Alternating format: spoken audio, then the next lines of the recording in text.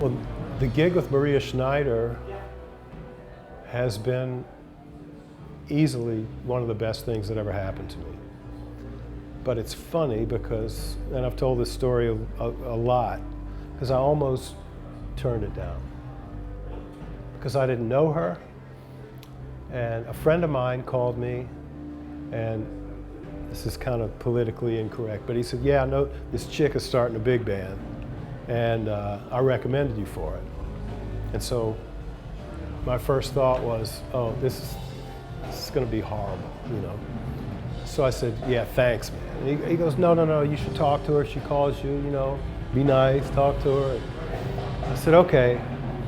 A couple of weeks later, she called, offered me 2 months of Mondays at Visiones in the Village, paid $20 a night. And, you know, we spoke, and I said, I need to see the charts, and I want to hear the music. So she dropped off a cassette tape. This is 1992, I think, or 93. She dropped off a cassette tape at this gig I was doing, and a packet of the music.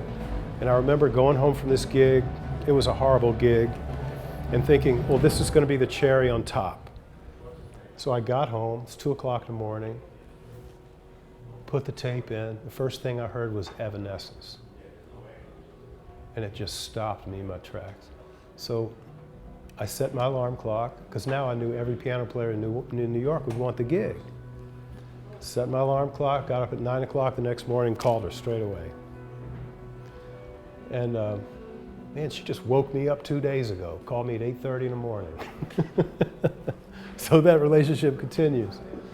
And you know, we had one rehearsal, and then we started the gig at Visiones, and that 2 months of Mondays turned into 5 years of Mondays.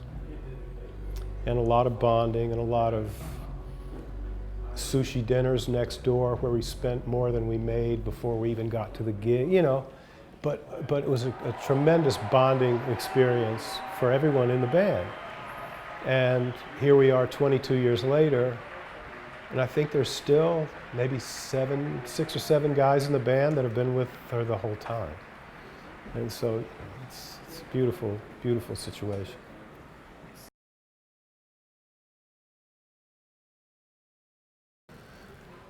Wow.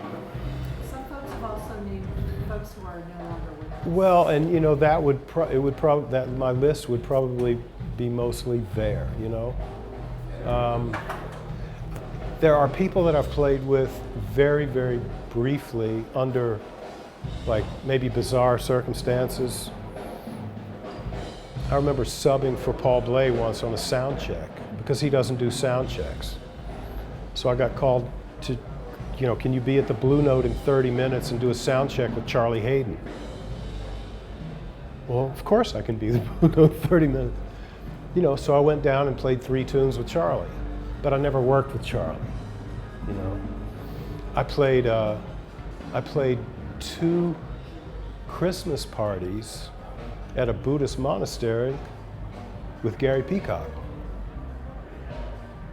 but I've never worked with Gary.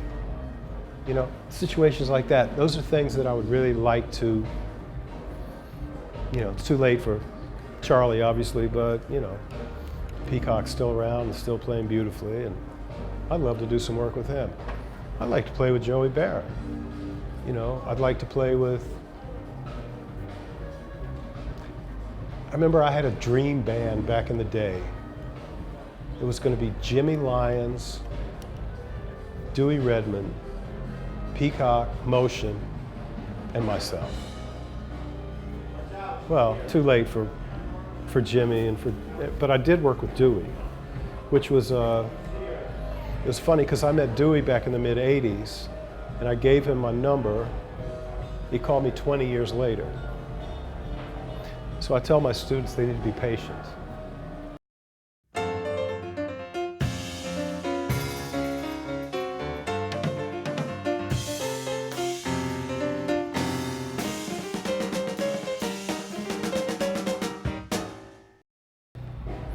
So I just say my name? And are we ready to go now? Yeah. We're ready? And then clap, just so you. Okay. I'm Frank Kimbrough.